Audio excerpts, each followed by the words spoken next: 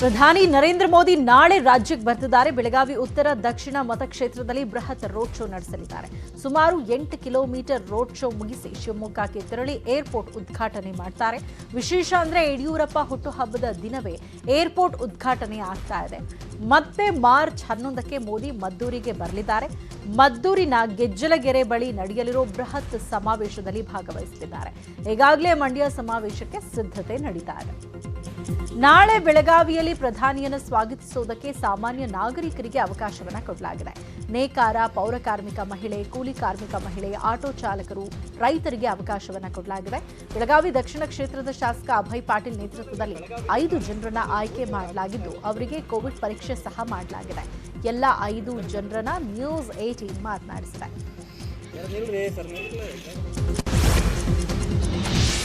ನಾಳೆ ನನ್ನ ಜೀವನದಲ್ಲಿ ಮರೆಯಲಾಗದ ಕ್ಷಣ. ನರೇಂದ್ರ ಮೋದಿಯವರು ಆಗಮಿಸಿ ವಿಮಾನ ನಿಲ್ದಾಣ ಲೋಕಾರ್ಪಣೆ ಮಾಡಲಿದ್ದಾರೆ ಅಂತ ಬಿಎಸ್ ಯಡಿಯೂರಪ್ಪ ಹೇಳಿದ್ದಾರೆ. ಲಕ್ಷಾಂತರ ಜನರು ಈ ವಿಶೇಷ ಕ್ಷಣದಲ್ಲಿ ಭಾಗವಹಿಸಬೇಕು. ಇದು ಬೆಂಗಳೂರಿನ ಅತಿ ದೊಡ್ಡ ವಿಮಾನ ನಿಲ್ದಾಣವಾಗಿದೆ. ಬೆಂಗಳೂರಿಗಿಂತಲೂ ದೊಡ್ಡ ವಿಮಾನ ನಿಲ್ದಾಣ ಅಂತ ಹೇಳಿಕೆ ಕೊಟ್ಟಿದ್ದಾರೆ. ಇನ್ನು ಮೋದಿಯವರನ್ನ ಲೋಕಾರ್ಪಣೆ ಮಾಡಲು ಕರೆದಿದ್ವಿ. ಅವರು ನನ್ನ ಹುಟ್ಟುಹಬ್ಬದ ದಿನದಂದೇ ಬರ್ತೇನೆ ಅಂತ ಹೇಳಿದ್ದಾರೆ. ಅದು ನನಗೆ ಸಂತೋಷ ತಂದಿದೆ ಅಂತ ಯಡಿಯೂರಪ್ಪ ಹೇಳಿದ್ದಾರೆ. ಶಿವಮೊಗ್ಗದ ಬಹು ನಿರೀಕ್ಷಿತ ಏರ್ಪೋರ್ಟ್ನ ಉದ್ಘಾಟನೆಯ ಕ್ಷಣಗಣನೆ ಶುರುವಾಗಿದೆ. ಈಗ ಇದಕ್ಕೆ ಹೋರಾಟ ಮಾಡಿ ತಂದಂತಹ ಯಡಿಯೂರಪ್ಪನವರು ನಮ್ಮ ಜೊತೆಗಿದ್ದಾರೆ. ನನ್ನ ಜೀವನದಲ್ಲಿ ಮರೆಯಲಾಗದಂಥ ಒಂದು ಒಳ್ಳೆಯ ದಿವಸ ಅಂತ ಹೇಳಿದ್ರೆ ನಾಳೆ. ಯಾಕೆಂದರೆ ಸ್ವತಃ ನರೇಂದ್ರ ಮೋದಿಜಿಯವರೇನೆ ನನ್ನ ಜನ್ಮ ದಿವಸನೇ ಬರ್ತೇನೆ, ಏರ್ಪೋರ್ಟ್ ಉದ್ಘಾಟನೆ ಮಾಡ್ತೇನೆ ಅಂತ ಹೇಳಿದರು. ನರೇಂದ್ರ ಮೋದಿಜಿಯವರೇ ಬರ್ತಾ ಇದ್ದಾರೆ ಅಂತ ಹೇಳಿದ್ರೆ ಅದಕ್ಕಿಂತ ಸಂತೋಷ, ತೃಪ್ತಿ, ಸಮಾಧಾನ ಬೇರೊಂದಿಲ್ಲ. ಚುನಾವಣಾ ರಾಜಕೀಯದಿಂದ ಹಿಂದೆ ಉಳಿತೀರಿ ಅಂತ ಹೇಳಿದ್ರೆ ಈಗ ಅದರಿಂದ ಏನಾದ್ರು ಬಿಜೆಪಿಗೆ ಏನಾದ್ರು ಎಫೆಕ್ಟ್ ಆಗುತ್ತೆ? ಖಂಡಿತ ಆಗೋದಿಲ್ಲ. ನಾನು ಚುನಾವಣೆಗೆ ನಿಲ್ಲಲ್ಲ ಅಂತ ಹೇಳಿದ್ದೇನೆ ಅಷ್ಟೇ. ಆದರೆ ಪಕ್ಷವನ್ನು ಬಲಪಡಿಸೋಕ್ಕೆ, ಮತ್ತೊಮ್ಮೆ ಲೋಕಸಭೆಯಲ್ಲಿ ಹೆಚ್ಚು ಸೀಟ್ ಗೆದ್ದು ನರೇಂದ್ರ ಮೋದಿಯನ್ನು ಪ್ರಧಾನಿ ಮಾಡೋಕ್ಕೆ ಮತ್ತು ರಾಜ್ಯದಲ್ಲಿ ಬಿಜೆಪಿಯನ್ನು ಗೆಲ್ಲಿಸಿ ಬಹುಮತ ಪಡೆದು ಸರ್ಕಾರ ಮಾಡೋಕ್ಕೆ ಏನೆಲ್ಲ ಶ್ರಮ ಬೇಕು ಅದಾಗ್ತಾನೆ, ಅದರಲ್ಲಿ ಯಶಸ್ವಿ ಆಗ್ತಾನೆ ಅನ್ನೋದು 100% ವಿಶ್ವಾಸ ನನಗೆ. ಇದಿಷ್ಟು BSY ಅವರ ಮನದಾಳದ ಮಾತಾಗಿತ್ತು. ವಿನಯ್ ಪುರ್ದಾಳ್, ನ್ಯೂಸ್ 18 ಕನ್ನಡ, ಶಿವಮೊಗ್ಗ. ಶಿವಮೊಗ್ಗ ಡಬಲ್ ಖುಷಿಯ ಸಂಭ್ರಮಲಿದೆ. ನಾಳೆ BS ಯಡಿಯೂರಪ್ಪನವರು 80ನೇ ವರ್ಷಕ್ಕೆ ಪಾದಾರ್ಪಣೆ ಮಾಡ್ತಿದ್ದಾರೆ. ಮತ್ತೊಂದೆಡೆ ಶಿವಮೊಗ್ಗದ ಬಾನಂಗಳದಲ್ಲಿ ಲೋಹದ ಹಕ್ಕಿಗಳು ಹಾರಾಟ ನಾಳೆಯಿಂದ ಆರಂಭಗೊಳಿಸಿದೆ. ಈ ಖುಷಿಯ ಸಂದರ್ಭದಲ್ಲಿ ನಮ್ಮ ಜೊತೆ ಮಾತಾಡೋಕ್ಕೆ ಇವತ್ತು ಸಂಸದರಾದಂತಹ BY ರಾಘವೇಂದ್ರ ಅವರಿದ್ದಾರೆ. ಅವ್ರ ಜೊತೆ ಮಾತಾಡ್ತೀನಿ. ಸರ್ ನಮಸ್ತೆ. ಈ ಎರಡೂ ಸಂದರ್ಭಗಳು ಬಹಳಷ್ಟು ವಿಶೇಷ, ಹೇಗೆ ಅನಿಸುತ್ತೆ? ಒಂದು ಕಡೆಗೆ ತುಂಬ ದಿನದ ಒಂದು ಕನಸು, ಯಡಿಯೂರಪ್ಪನವರ ಒಂದು ಕನಸು 8 ವರ್ಷಗಳ ನಂತರ ನನಸಾಗ್ತಾ ಇದೆ. ವಿಮಾನ ನಿಲ್ದಾಣ ಉದ್ಘಾಟನೆ ಆಗ್ತಾ ಇದೆ. ಇದಕ್ಕೆ ಶಕ್ತಿ ತುಂಬಿದಂಥ ಯಡಿಯೂರಪ್ಪನವ್ರು ಇರ್ಬೋದು, ಗೌರವಿತ ಮುಖ್ಯಮಂತ್ರಿ ಸರ್ ಬೊಮ್ಮಾಯಿ ಅವರು ಇರ್ಬೋದು, ಮತ್ತು ವಿಶೇಷವಾಗಿ ಪ್ರಧಾನಮಂತ್ರಿಗಳ ಒಂದು ಕನಸು. ಪ್ರಧಾನಿಗಳು ಮತ್ತು ಯಡಿಯೂರಪ್ಪನವ್ರ ಜೊತೆ ಸಂಬಂಧ ಬಹಳಷ್ಟು ಚೆನ್ನಾಗಿದೆ. ಅದು ಇತ್ತೀಚೆಗೆ ಟ್ವಿಟರಲ್ಲಿ ಕೂಡ ಅವರು ಉಲ್ಲೇಖ ಮಾಡಿರುವಂಥದ್ದು. ಇದು ಹೇಗೆ ಸ್ಪೆಷಲ್ ಅನಿಸುತ್ತೆ? ಈಗ ಹುಟ್ಟಿದಬ್ಬ ದಿನವೇ ಮೋದಿ ಬಂದು ಅವರ ಕನಸಿನ ಯೋಜನೆಗೆ ಚಾಲನೆ ಕೊಡ್ತಾ ಇರೋದು. ಒಂದು ಇದೇ 40 ವರ್ಷ ಕೆಳಗಿದ್ದಂಥ ಉತ್ಸಾಹ ಯಡಿಯೂರಪ್ಪನವರಲ್ಲಿ. ಅಂಥ ವಿಧಾನಸಭೆಯಲ್ಲೂ ಕೂಡ ನಾನು ಮತ್ತೊಮ್ಮೆ ನಮ್ಮ BJPಯನ್ನು ಅಧಿಕಾರಕ್ಕೆ ತರ್ತೀನಿ, ಇದಕ್ಕೆ ಅನೇಕ ಹಿರಿಯರು ಈಗಾಗಲೇ ತಪ್ಪಿಸಿದಂಥ ಕೆಲಸ ಮಾಡ್ತಾ ಇದ್ದಾರೆ, ಅದಕ್ಕೆ ಶಕ್ತಿ ತುಂಬುವಂಥ ಕೆಲಸವನ್ನು ಮಾಡ್ತೀನಿ ಅಂತ ನೋಡಿದಂಥ ಒಂದು ಮಾತಿಗೆ ಪೂಜ್ಯ ಪ್ರಧಾನಮಂತ್ರಿಗಳು ಅದಕ್ಕೆ ಟ್ವೀಟನ್ನು ಮಾಡಿದ್ದಾರೆ. ಇದು ಸಂಸದರಾದಂಥ BY ರಾಘವೇಂದ್ರ ಅವರ ಮಾತು. ಕ್ಯಾಮರಾಮ್ಯಾನ್ ನಿಖಿಲ್ ಸುವರ್ಣ ಜೊತೆ ಕಿಶನ್ ಶೆಟ್ಟಿ, ನ್ಯೂಸ್ 18 ಶಿವಮೊಗ್ಗ. ಬಹು ನಿರೀಕ್ಷಿತ ಶಿವಮೊಗ್ಗ ಏರ್ಪೋರ್ಟ್ ಈಗಾಗಲೇ ಉದ್ಘಾಟನೆಗೆ ಕ್ಷಣಗಣನೆಗೊಳ್ತಾ ಇದೆ. ಈ ಬಗ್ಗೆ ಮಾತಾಡೋದಕ್ಕೆ ನಮ್ಮ ಜೊತೆ BY ವಿಜೇಂದ್ರ ಅವರು ಕೂಡ ಇದ್ದಾರೆ. ಅವ್ರ ಹತ್ರನೇ ಕೇಳೋಣ, ಹೇಗಿದೆ ಈ ಸಂಭ್ರಮ ಅನ್ನೋದನ್ನ. ಸನ್ಮಾನ್ಯ ಶ್ರೀ BS ಯಡಿಯೂರಪ್ಪನವರ ಛಲ ಜೊತೆಗೆ ಕ್ಷೇತ್ರದ ಜನಪ್ರಿಯ ಲೋಕಸಭಾ ಸದಸ್ಯರಾಗಿರ್ತಕ್ಕಂಥ BY ರಾಘವೇಂದ್ರ ಅವರ ಒಂದು ನಿರಂತರ ಪರಿಶ್ರಮ, ಎಲ್ಲರ ಒಂದು ಸಹಕಾರದಿಂದ ಇವತ್ತು ನಮ್ಮ ಮಲೆನಾಡಿನ ಒಂದು ವಿಮಾನ ನಿಲ್ದಾಣ ಈಗ ಶಿವಮೊಗ್ಗದಲ್ಲಿ ಈಗ ನೀವು ಯೋಚನೆ ಮಾಡಿದ್ರೆ ನಿಮ್ಮ ಈಗ ಒಂದು ಆಲ್ರೆಡಿ ಶಿಕಾರಿಪುರಕ್ಕೆ ನೀವೇ ನೆಕ್ಸ್ಟ್ ಮುಂದಿನ ಚುನಾವಣೆಗೆ ನಿಲ್ಲೋರು ಅಂತ ಕೇಳೋ ಅನೌನ್ಸ್ ಮಾಡ್ತಾ ಇದ್ದಾರೆ. ಇನ್ನೊಂದು ಕಡೆ ಮಂಡ್ಯ ಆ ಕಡೆಯಿಂದನೂ ಕೂಡ ನಿಮ್ಮ ಹೆಸರು ಕೇಳಿ ಬರ್ತಾ ಇದೆ. ಸೊ ಯಾವುದು ಫೈನಲ್ ಆಗುತ್ತೆ? ನಮ್ಮ ಶಿಕಾರಿಪುರ ತಾಲೂಕಿನ ಎಲ್ಲ ಪಕ್ಷದ ಹಿರಿಯರು, ಕಾರ್ಯಕರ್ತರನ್ನ ಈ ಸಂದರ್ಭದಲ್ಲಿ ನಾನು ಕೃತಜ್ಞತೆಯನ್ನು ಸಲ್ಲಿಸ್ತೇನೆ. ಕಾರಣ ಏನಂತಂದರೆ, ತಂದೆಯವರು ಚುನಾವಣೆ ನಿಲ್ಲೋದಿಲ್ಲ ಅಂಥೇಳಿ ಘೋಷಣೆ ಮಾಡಿದಂಥ ಸಂದರ್ಭದಲ್ಲಿ ಹಾಗಾದರೆ ವಿಜೇಂದ್ರ ಚುನಾವಣೆ ನಿಲ್ಲಬೇಕು ಅನ್ನುವ ಅಭಿಪ್ರಾಯವನ್ನು ಒಕ್ಕೊರಲಿನಿಂದ ಕೊಟ್ಟಂಥ ಸಂದರ್ಭದಲ್ಲಿ ತಂದೆಯವರು ನನ್ನ ಹೆಸರನ್ನು ಘೋಷಣೆ ಮಾಡಿರ್ತಕ್ಕಂಥದ್ದು. ಜೊತೆಲಿ ಜವಾಬ್ದಾರಿನೂ ಕೂಡ ಜಾಸ್ತಿ ಆಗಿದೆ. ಕಾರಣ ಏನು ಅಂತಂದರೆ, ನಮ್ಮ ತಾಲೂಕಿನ ಎಲ್ಲ ಸಮುದಾಯದ ಜನರನ್ನು ವಿಶ್ವಾಸಕ್ಕೆ ತೆಗೆದುಕೊಂಡು ನಾನು ಅದನ್ನು ಮುಂದುವರ್ಸ್ಕೊಂಡು ಹೋಗಬೇಕಾಗಿರ್ತಕ್ಕಂಥ ಅವರ ಪ್ರೀತಿ ವಿಶ್ವಾಸವನ್ನು ಗೆಲ್ತಕ್ಕಂಥ ದೊಡ್ಡ ಜವಾಬ್ದಾರಿ ನನ್ನ ಮೇಲೆ ಇರ್ತಕ್ಕಂಥದ್ದು. ಅದು ಬರುವಂಥ ದಿನಗಳಲ್ಲಿ ಯಶಸ್ವಿಯಾಗಿ ಮಾಡ್ತೇನೆ ಅಂತಕ್ಕಂಥ ವಿಶ್ವಾಸನೂ ಕೂಡ ನನಗಿದೆ. ನ್ಯೂಸ್ 18 ಕನ್ನಡ, ವಿನಯ್ ಪುರದಾರ್, ಶಿವಮೊಗ್ಗ. ಮಂಡ್ಯ ಸಂಸದೆ ಸುಮಲತಾ ಬಿಜೆಪಿಗೆ ಸೇರ್ಪಡೆಯಾಗ್ತಾರಾ? ಮೋದಿ ಸಮ್ಮುಖದಲ್ಲೇ ಬಿಜೆಪಿ ಸೇರ್ಪಡೆಗೆ ಸಿದ್ಧತೆ ನಡೆದಿದೆ ಅಂತ ಸುಮಲತಾ ಆಪ್ತ ವಲಯದಿಂದ ನ್ಯೂಸ್ 18ಗೆ ಮಾಹಿತಿ ಸಿಕ್ಕಿದೆ. ಮಾರ್ಚ್ 11ರಂದು ಸುಮಲತಾ ಬಿಜೆಪಿ ಸೇರ್ಪಡೆ ಬಗ್ಗೆ ಚರ್ಚೆ ನಡೆದಿದೆಯಂತೆ. ಮದ್ದೂರಿನಲ್ಲಿ ಬಿಜೆಪಿ ಸಮಾವೇಶ ನಡೆಯಲಿದ್ದು ಸರ್ಕಾರದ ವತಿಯಿಂದ ಸಮಾವೇಶ ಆಯೋಜನೆಯಾದರೆ ಸುಮಲತಾ ಪಕ್ಷ ಸೇರ್ಪಡೆಗೆ ತೊಡಕಾಗತ್ತೆ. ಆದ್ದರಿಂದ ಸುಮಲತಾಗಾಗಿ ಪಕ್ಷದ ವತಿಯಿಂದ ಸಮಾವೇಶ ನಡೆಸೋ ಸಾಧ್ಯತೆ ಇದೆ. ಕಾಂಗ್ರೆಸ್ನಲ್ಲಿ ರಾಷ್ಟ್ರೀಯ ನಾಯಕರೇ ಇಲ್ಲ. ರಾಜ್ಯದಲ್ಲಿ ಡಿಕೆ ಶಿವಕುಮಾರ್, ಸಿದ್ದರಾಮಯ್ಯ ಬಿಟ್ಟು ಬೇರೆಯವರಿಲ್ಲ. ಆದರೆ ನಮ್ಮ ಬಳಿ ನರೇಂದ್ರ ಮೋದಿಯಂತಹ ವಿಶ್ವ ನಾಯಕರಿದ್ದಾರೆ. ಹೀಗಾಗಿ ನಾವು ಅವರನ್ನ ಕರೆಸ್ತೇವೆ ಅಂತ ಮಾಜಿ ಡಿಸಿಎಂ ಲಕ್ಷ್ಮಣ್ ಸವದಿ ಹೇಳಿಕೆ ಕೊಟ್ಟಿದ್ದಾರೆ. ಯಲಬುರ್ಗದಲ್ಲಿ ಮಾತನಾಡಿದ ಅವರು, ಅಥಣಿಯಲ್ಲಿ ಬಿಜೆಪಿ ಶಾಸಕರಿದ್ದಾರೆ. ಆದ್ದರಿಂದ ಹೈಕಮಾಂಡ್ ನಿರ್ಧಾರ ತೆಗೆದುಕೊಳ್ಳಲಿದೆ ಅಂತ ಹೇಳಿದ್ದಾರೆ. ಅವರಿಗೆ ರಾಷ್ಟ್ರೀಯ ನಾಯಕರ ಮುಖಗಳಿಲ್ಲ. ಒಂದು ದುರ್ದೈವದ ಸಂಗತಿ ಏನಂತಂದರೆ, ಸಿದ್ದರಾಮಯ್ಯನವರು ಮತ್ತು ಡಿ ಕೆ ಶಿವಕುಮಾರ್ ಬಿಟ್ಟರೆ ಕಾಂಗ್ರೆಸ್ ಪಕ್ಷದಲ್ಲಿ ಇನ್ನೊಬ್ಬ ನಾಯಕ ಕಾಣ್ತಾ ಇಲ್ಲ. ಅದರ ಜೊತೆಗೆ ರಾಷ್ಟ್ರೀಯ ನಾಯಕರ ಜನಪ್ರಿಯತೆ, ಜನರನ್ನು ಆಕರ್ಷಣೆ ಮಾಡ್ತಕ್ಕಂಥ ನಾಯಕರು ಕಾಂಗ್ರೆಸ್ ಪಕ್ಷದಲ್ಲಿ ರಾಷ್ಟ್ರೀಯ ಮಟ್ಟದಲ್ಲಿ ಯಾರೂ ಇಲ್ಲ. ನಮಗೆ ಬರೀ ಭಾರತಕ್ಕಲ್ಲ, ವಿಶ್ವದ ಗುರು ಆಗ್ತಕ್ಕಂಥ ಸ್ಥಾನದಲ್ಲಿರ್ತಕ್ಕಂಥ ನರೇಂದ್ರ ಮೋದಿ ಅವರನ್ನು ನಮ್ಮ ಪಕ್ಷದ ಹಿರಿಯರು ಮತ್ತು ನಮ್ಮ ಪಕ್ಷದ ಮುಖಂಡರು, ಪ್ರಧಾನಮಂತ್ರಿಗಳು ನಾವು ರಾಜ್ಯದಲ್ಲಿ ಕರೆಸ್ತೀವಿ. ನಮಗೆ ಹೆಮ್ಮೆ ಇದೆ. ಅವ್ರ ಮುಖಾಂತರ ನಾವು ಪ್ರಚಾರವನ್ನು ಮಾಡ್ತೀವಿ. ಪಕ್ಷದ ನಾಯಕರು ಅಲ್ಲಿ ಯಾರು ಸ್ಪರ್ಧೆ ಮಾಡಬೇಕು ಅಂತ ತೀರ್ಮಾನ ಮಾಡ್ತಾರೆ. ಮೊಳಕಾಲ್ಮೂರು ಮಾಜಿ ಶಾಸಕ ತಿಪ್ಪೇಸ್ವಾಮಿ ಕಾಂಗ್ರೆಸ್ ತೊರೆದು ಮತ್ತೆ ಬಿಜೆಪಿ ಸೇರ್ಪಡೆಯಾದರೂ ಸಚಿವ ಶ್ರೀರಾಮುಲು ನೇತೃತ್ವದಲ್ಲಿ ಬಿಜೆಪಿ ಸೇರಿದ್ರು. ಬಳಿಕ ಚಳ್ಳಕೆರೆ ತಾಲೂಕಿನ ನಾಯಕನಹಟ್ಟಿ ತಿಪ್ಪೇರುದ್ರಸ್ವಾಮಿ ದೇಗುಲಕ್ಕೆ ಭೇಟಿ ನೀಡಿ ಪೂಜೆ ಸಲ್ಲಿಸಿದ್ರು. ಈ ಮೂಲಕ ದ್ವೇಷ ಮರೆತು ಶ್ರೀರಾಮುಲು ಜೊತೆ ಕೈ ಜೋಡಿಸಿದ್ರು. 2018ರ ವಿಧಾನಸಭೆ ಚುನಾವಣೆಯಲ್ಲಿ ಮೊಳಕಾಲ್ಮೂರಿಗೆ ವಲಸೆ ಬಂದು ತಮ್ಮ ಟಿಕೆಟ್ ಕೈತಪ್ಪಿಸಿದ್ದ ಶ್ರೀರಾಮುಲು ವಿರುದ್ಧ ತಿಪ್ಪೇಸ್ವಾಮಿ ಸಮರ ಸಾರಿದ್ರು. ಪಕ್ಷೇತರರಾಗಿ ಸ್ಪರ್ಧಿಸಿ ಸೋತು ಬಳಿಕ ಕಾಂಗ್ರೆಸ್ ಸೇರಿದ್ರು. ಆದ್ದರಿಂದ ರಾಮುಲು ಮುಂಬರುವ ವಿಧಾನಸಭೆ ಚುನಾವಣೆಯಲ್ಲಿ ಕ್ಷೇತ್ರ ಬದಲಾವಣೆ ಮಾಡುವ ಸಾಧ್ಯತೆಗಳು ಹೆಚ್ಚಿವೆ. ತಿಪ್ಪೇಸ್ವಾಮಿಗೆ ಮೊಳಕಾಲ್ಮೂರು ಬಿಟ್ಟುಕೊಟ್ಟು ಬೇರೆ ಕ್ಷೇತ್ರಕ್ಕೆ ಹಾರುವ ಸಾಧ್ಯತೆ ಇದೆ. ಚಾಮರಾಜಪೇಟೆ ಶಾಸಕ ಜಮೀರ್ ಅಹಮದ್ ಖಾನ್ ಮತ್ತೊಂದು ವಿವಾದಕ್ಕೆ ಗುರಿಯಾಗಿದ್ದಾರೆ. ಆದರೆ ಇದೀಗ ಚುನಾವಣೆ ಸಮೀಪಿಸ್ತಾ ಇದ್ದಂತೆಯೇ 46 ಆಶಾ ಕಾರ್ಯಕರ್ತರಿಗೆ ವಿದೇಶಿ ಹಣವನ್ನು ಹಂಚಿಸಿರುವುದು ಬಿಜೆಪಿ ಕಾರ್ಯಕರ್ತರ ಆಕ್ರೋಶಕ್ಕೆ ಕಾರಣವಾಗಿದೆ. ಹೌದು, ಜಮೀರ್ ಅಹಮದ್ ಖಾನ್ ಬೆಂಗಳೂರಿನ ಗೋರಿಪಾಳ್ಯದ ಪೋಸ್ಟ್ ಆಫೀಸ್ ಆವರಣದಲ್ಲಿ ಸೌದಿ ಅರೇಬಿಯಾದ 500 ಮುಖಬೆಲೆಯ ನೋಟನ್ನು ನೀಡುವುದರ ಜೊತೆಗೆ ನ್ಯಾಷನಲ್ ಟ್ರಾವೆಲ್ಸ್ ಕಿಟ್ ವಿತರಣೆ ಮಾಡಿದ್ದಾರೆ. ಪಾದರಾಯನಪುರ ವಾರ್ಡ್, ಜೆಜೆಆರ್ ನಗರದ ವಾರ್ಡ್ ಹಾಗೂ ರಾಯಪುರಂ ವಾರ್ಡ್ ಆಶಾ ಕಾರ್ಯಕರ್ತರಿಗೆ ವಿದೇಶಿ ನೋಟನ್ನು ನೀಡಿದ್ದಾರೆ. ಜಮೀರ್ ಹಂಚಿದ ಸೌದಿ ಅರೇಬಿಯಾದ 500 ರಿಯಾಲ್ಗೆ ಭಾರತದಲ್ಲಿ 11,034 ರೂಪಾಯಿ ಆಗುತ್ತೆ.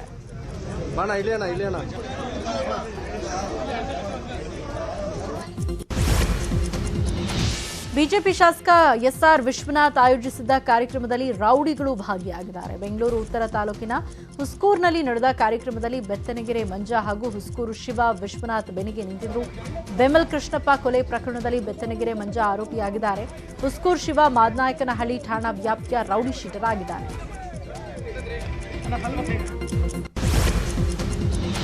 ಕೇಂದ್ರ ಮಂತ್ರಿ ಪ್ರಹ್ಲಾದ್ ಜೋಶಿ ವಿರುದ್ಧ ಮಾಜಿ ಸಿಎಂ ಕುಮಾರಸ್ವಾಮಿ ಕಿಡಿಕಾರಿದ್ದಾರೆ. ಚಿಕ್ಕಮಗಳೂರಿನಲ್ಲಿ ಮಾತನಾಡಿದಂತಹ ಅವರು, ಜೋಶಿ ಸಹೋದರನೇ ಅವರ ವಿರುದ್ಧ ನಿಂತಿದ್ದಾನೆ. ಅವರ ಅನ್ಯಾಯದ ವಿರುದ್ಧದ ದಾಖಲೆ ನೀಡ್ತೇನೆ ಅಂತ ನನಗೆ ಕರೆ ಮಾಡ್ತಿದ್ದಾನೆ.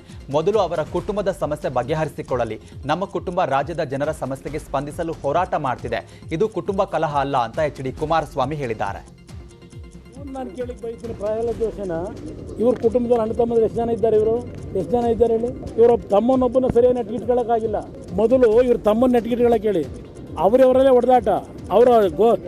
ಆ ಮನುಷ್ಯ, ಅವ್ರ ತಮ್ಮ, ಅವರ ಸಹೋದರ, ಅವ್ರ ಮೇಲೆ ಇರ್ತಕ್ಕಂಥ ದಾಖಲೆಗಳು ತಂದು ಕೊಡ್ತೀವಿ ಅಂತ ದಿನ ಫೋನ್ ಹೊಡಿತಾರೆ ನಮಗೆ. ನೆಟ್ಗೆ ಅವ್ರ ಕುಟುಂಬ ನೆಟ್ಗಿಟ್ಕೊಳ್ಳೋದೇ ಇರೋರು ನನಗೆ ಬುದ್ಧಿ ಹೇಳ್ತಾರೆ. ನಮ್ಮ ಕುಟುಂಬದಲ್ಲಿ ಚುನಾವಣೆ ಬಂದಾಗ ಪಕ್ಷದ ಸಂಘಟನೆ, ಜನತೆಯ ಒಂದು ಸೇವೆ ಮಾಡ್ತಕ್ಕಂಥದ್ದಕ್ಕೆ ಎಲ್ಲರಲ್ಲೂ ಒಂದು ರೀತಿಯ ಆ ಉತ್ಸಾಹ ಇದೆಯಲ್ಲ. ಶೃಂಗೇರಿ ಮೇಲೆ ಪೇಶ್ವೆಗಳು ದಂಡೆತ್ತಿ ಬಂದು ಧ್ವಂಸ ಮಾಡಿದಾಗ ಟಿಪ್ಪು ಮತ್ತೆ ಪುನರ್ ಸ್ಥಾಪನೆ ಮಾಡಿದ್ರು ಅಂತ ಸಿಎಂ ಇಬ್ರಾಹಿಂ ಹೇಳಿದ್ರು. ಟಿಪ್ಪು ಸುಲ್ತಾನ್ ನಂಜುಂಡೇಶ್ವರನ ದೇವಸ್ಥಾನಕ್ಕೆ ಪಂಚವಜ್ರ ಕೊಟ್ಟಿದ್ದಾರೆ. ಈಗಲೂ ಟಿಪ್ಪು ಕೊಟ್ಟ ವಜ್ರಕ್ಕೆ ಆರತಿ ಆಗತ್ತೆ, ಆಮೇಲೆ ಸಲಾಂ ಆರತಿ ಆಗತ್ತೆ. ಟಿಪ್ಪು ಮೈಸೂರು ಆಳಿದ್ರು, ಮೈಸೂರು ನಗರ ಪ್ರವೇಶಿಸಿರಲಿಲ್ಲ ಅಂದ್ರು. ಅಲ್ಲದೆ ಹಿಜಾಬ್ ಅಂದ್ರೆ ತಲೆ ಮೇಲೆ ಸೆರಗ್ ಹಾಕೋದು. ಸಿಟಿ ರವಿ ಅವರ ತಾಯಿ ತಲೆ ಮೇಲೆ ಸೆರಗ್ ಹಾಕಲ್ವಾ, ಇಂದಿರಾ ಗಾಂಧಿ ಸೆರಗ್ ಹಾಕಿರ್ಲಿಲ್ವಾ ಅಂತ ಪ್ರಶ್ನಿಸಿದ್ದಾರೆ. ಸ್ವಾಮಿಗಳು ಶೃಂಗೇರಿ ಶಾರದಾ ಪೀಠನ ಪೇಶ್ವಾಗಳು ಬಂದು ಕೆಡುವುದಾಗ ಟಿಪ್ಪು ಸುಲ್ತಾನರ ಸೈನ್ಯ ಕಳಿಸಿ ಶಾರದಾ ಪೀಠನ ಪುನಃಸ್ಥಾಪನೆ ಮಾಡಿದರು. ಇದನ್ನ ಪೇಜಾರ್ ಸ್ವಾಮಿಗಳು ಹೇಳಿದ್ದಾರೆ. ಮುಗಾಂಬಿಕೆ ಪೀಠದವರು ಇಲ್ಲಿ ನಂಜನಗೂಡಿನಲ್ಲಿ ನಂಜುಂಡೇಶ್ವರನ ದೇವಸ್ಥಾನ ಪಚ್ಚ ವಜ್ರ ಕೊಟ್ಟಿದ್ದಾರೆ. ಫಸ್ಟ್ ಆ ವಜ್ರಕ್ಕೆ ಆರತಿ ಆಗತ್ತೆ, ಆಮೇಲೆ ಸಲಾಂ ಆರತಿ ಆಗತ್ತೆ, ಆಮೇಲೆ ಮೂಲ ನಂಜುಂಡೇಶ್ವರನಿಗೆ ಆರತಿ ಆಗತ್ತೆ. ಈ ಆರತಿ ಮಾಡಿಸಿದವರು ಯಾರು? ಕೃಷ್ಣದೇವರಾಯ ಒಡೆಯರು. ಈ ಉಳಿದಿರೋದೇ ಗ್ರಾಮ ವಾಸ್ತವ್ಯದ ಅಡಿಯಲ್ಲಿ ಕಂದಾಯ ಸಚಿವ ಆರ್ ಅಶೋಕ್ ಬಾಗಲಕೋಟೆ ಜಿಲ್ಲೆಯ ಬಿಳಗಿ ಕ್ಷೇತ್ರದ ಕಲಾದಗಿಯಲ್ಲಿ ವಾಸ್ತವ್ಯ ಹೂಡಲಿದ್ದಾರೆ. ಕೊಳ್ಳೆಪ್ಪ ಮಾದರ್ ಮನೆಯಲ್ಲಿ ವಾಸ್ತವ್ಯ ಹೂಡಿ ಊಟ ಉಪಹಾರ ಸೇವಿಸಿದ್ದಾರೆ. ಆರ್ ಅಶೋಕ್ ಬಿಸಿ ಬಿಸಿ ರೊಟ್ಟಿ, ಪಲ್ಯ, ಮೊಸರು, ಚಟ್ನಿ, ಉಪ್ಪಿಟ್ಟು, ಚುರುಮುರಿ, ಮೊಸರು ಅವಲಕ್ಕಿ ಸವಿದಿದ್ದಾರೆ. ಬಳಿಕ ಮಾತನಾಡಿದ ಅಶೋಕ್, ಬಡವರ ಮನೆ ಊಟದ ಸವಿ ಹೆಚ್ಚು, ಇಲ್ಲಿ ಪ್ರೀತಿಯಿಂದ ನಮಗೆ ಊಟ ಉಪಹಾರ ಕೊಟ್ಟಿದ್ದಾರೆ ಅಂತ ಹೇಳಿದ್ದಾರೆ. ಇವೆಲ್ಲ ಒಂದು ಅಪರೂಪದ ಕ್ಷಣಗಳು.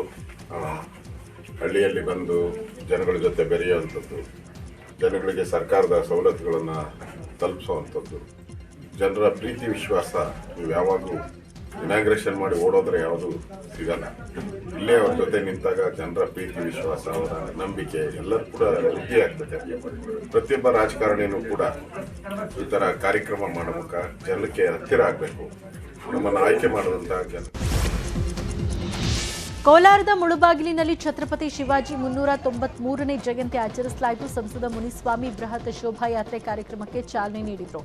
70,000ಕ್ಕೂ ಅಧಿಕ ಜನರು ಶೋಭಾಯಾತ್ರೆಯಲ್ಲಿ ಭಾಗಿಯಾದರು. ಸಂಸದ ಮುನಿಸ್ವಾಮಿ ಸೇರಿದಂತೆ ಹಲವು ಯುವಕರು ಡಿಜೆ ಹಾಡುಗಳಿಗೆ ಕುಣಿದು ಕುಪ್ಪಳಿಸಿದರು.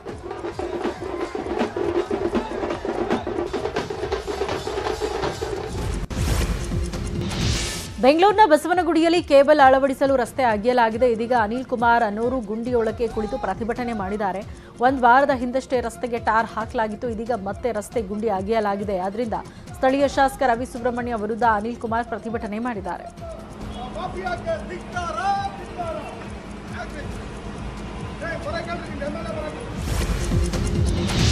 ಗುಂಡ್ಲುಪೇಟೆ ರೈತರ ಪಾಡು ಹೇಳುತ್ತಿರೋದಾಗಿದೆ. ಬೆಂಗಳೂರಿನ ತರಕಾರಿ ಮಾರುಕಟ್ಟೆಯಲ್ಲಿ 1 ಕೆಜಿ ಎಲೆಕೋಸಿಗೆ ಬೆಲೆ 8 ರಿಂದ 10 ರೂಪಾಯಿ ಇದೆ.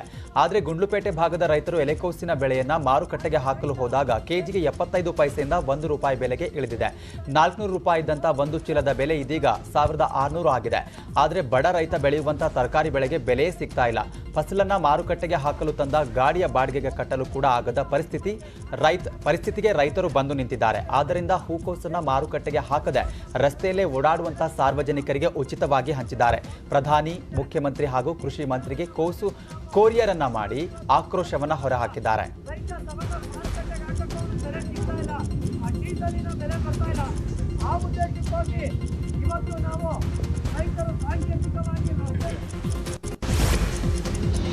ಜ್ವರ ಎಂದು ಆಸ್ಪತ್ರೆಗೆ ಅಡ್ಮಿಟ್ ಆದ ಯುವಕ ಸಾವನ್ನಪ್ಪಿದಂತಹ ಘಟನೆ ಬೆಂಗಳೂರಿನಲ್ಲಿ ನಡೆದಿದೆ. ಆದರೆ ವೈದ್ಯರ ನಿರ್ಲಕ್ಷ್ಯದಿಂದ ವಿಜೇತ್ ಮೃತಪಟ್ಟಿದ್ದಾನೆ ಅಂತ ಕುಟುಂಬ ಆರೋಪಿಸಿದೆ. ಮೊನ್ನೆ ಜ್ವರ ಬಂದಿದೆ ಅಂತ ವಿಜೇತ್ ಕ್ಲಿನಿಕ್ಗೆ ತೆರಳಿ ಇಂಜೆಕ್ಷನ್ ಹಾಕಿಸಿಕೊಂಡಿದ್ದ, ಅದು ಸೆಪ್ಟಿಕ್ ಆಗಿದೆ. ತಕ್ಷಣ ಹತ್ತಿರ ಖಾಸಗಿ ಆಸ್ಪತ್ರೆಗೆ ದಾಖಲಿಸಿದ್ದಾರೆ. ಆಸ್ಪತ್ರೆಯವರು ಸರ್ಜರಿ ಮಾಡಿದ್ದಾರೆ. ಆದರೆ ಸರ್ಜರಿ ವೇಳೆ ತೀವ್ರ ರಕ್ತಸ್ರಾವವಾಗಿದೆ. ಆಮೇಲೆ ತರಾತುರಿಯಲ್ಲಿ ರಕ್ತ ತರುವಂತೆ ವೈದ್ಯರು ಹೇಳಿದ್ದಾರೆ. ಆದರೆ ಬ್ಲಡ್ ತರುವಷ್ಟರಲ್ಲಿ ವಿಜೇತ್ ಸಾವನ್ನಪ್ಪಿದ್ದಾನೆ. ಈ ರೀತಿಯಾಗಿ ಕುಟುಂಬಸ್ಥರು ಆರೋಪ ಮಾಡಿದ್ದಾರೆ.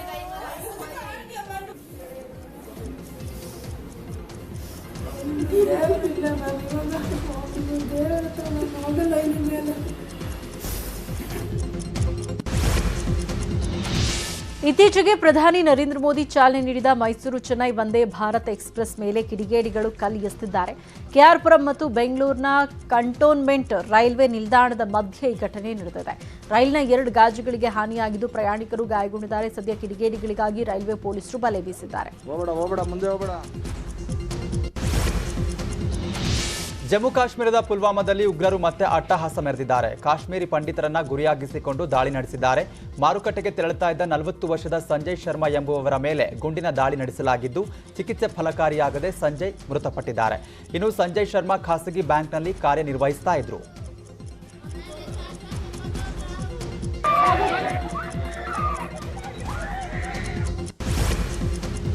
ಮತ್ತೊಂದು ಹಿಟ್ ಅಂಡ್ ರನ್ ಪ್ರಕರಣ ಉತ್ತರ ಪ್ರದೇಶದಾದ್ಯಂತ ಸದ್ದು ಮಾಡಿದೆ. ಟ್ರಕ್ ಒಂದು ಸ್ಕೂಟಿಗೆ ಡಿಕ್ಕಿ ಹೊಡೆದು 6 ವರ್ಷದ ಮಗುವನ್ನ 2 ಕಿಲೋಮೀಟರ್ಗೂ ಅಧಿಕ ದೂರ ಎಳೆದೊಯ್ದಿರುವಂತಹ ಹೃದಯ ವಿದ್ರಾವಕ ಘಟನೆ ನಡೆದಿದೆ. ಅಜ್ಜ ಉದಿಶ್ ನಾರಾಯಣ್ ಚಾನ್ಸೋರಿಯಾ ಹಾಗೂ ಮೊಮ್ಮಗ ಸಾತ್ವಿಕ್ ಮಾರುಕಟ್ಟೆಗೆ ಸ್ಕೂಟಿಯಲ್ಲಿ ಹೋಗ್ತಾ ಇದ್ದಂಥ ಸಂದರ್ಭದಲ್ಲಿ ಈ ಒಂದು ಘಟನೆ ಸಂಭವಿಸಿದೆ. ಉದಿತ್ ಸ್ಥಳದಲ್ಲೇ ಕೊನೆಯುಸಿರೆಳೆದಿದ್ದಾರೆ.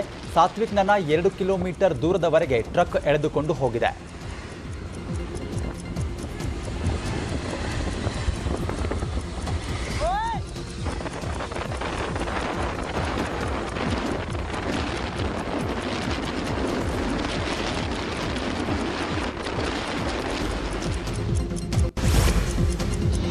ಬಿಹಾರದಲ್ಲಿ ಮದ್ಯಪಾನ ನಿಷಿದ್ಧ. ಇರೋ ಬರೋ ಬಾರ್ಗಳನ್ನು ನಿತೀಶ್ ಕುಮಾರ್ ಸರ್ಕಾರ ಬ್ಯಾನ್ ಮಾಡಿದೆ. ಆದ್ರಿಂದ ಅಕ್ರಮ ಮದ್ಯ ಸಾಗಿಸಲು ನಾನಾ ಹಾದಿ ಹಿಡಿಯಲಾಗ್ತಾ ಇದೆ. ಇಲ್ಲೊಬ್ಬ ವ್ಯಕ್ತಿ ಬೈಕ್ನ ಪೆಟ್ರೋಲ್ ಟ್ಯಾಂಕ್ನಲ್ಲಿ ಮದ್ಯವನ್ನು ಇಟ್ಟು ಸಾಗಿಸಿದ್ದಾನೆ. ಆದರೆ ನಸೀಬು ಕೆಟ್ಟು ಪೊಲೀಸರ ಕೈಗೆ ಸಿಕ್ಕಿಬಿದ್ದಿದ್ದಾನೆ.